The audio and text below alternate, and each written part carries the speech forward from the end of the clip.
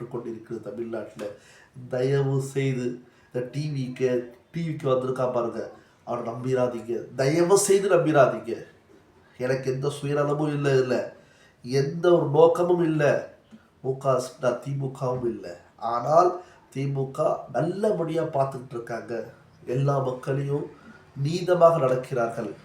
எல்லார்ட்டையும் குறை இருக்குது, அவங்கள்ட்ட இருக்கலாம் சில குறைகள், அதை பற்றி விமர்சிக்க நேரமும் இல்லை, தருணமும் இல்லை. ஆனால் ஒரு முஸ்லிம்களுக்கு ஒரு கேடயமாக தமிழகம் இருக்கிறது என்றால் மிக அல்ல.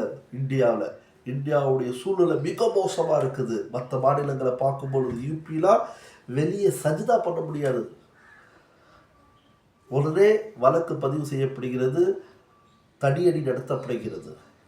எத்தனையோ விஷயங்கள் என்ன சொல்ல முடியும், என்னுடைய தலைப்பை மாறிவிடும். ஆனால் தயவு செய்து சொல்கிறேன், குறிப்பாக டீ விற்கிறதுக்கு ஒருத்தர் வந்திருக்கா பாருங்க, ரொம்ப மோசமானவன், ரொம்ப ரொம்ப மோசமானவன். நான் இதுக்கு மேலே சொல்ல விரும்பலை. நம்பாதீங்க, நடிகர்களை நம்பாதீங்க, நல்ல மனிதர்கள் நம்புங்க.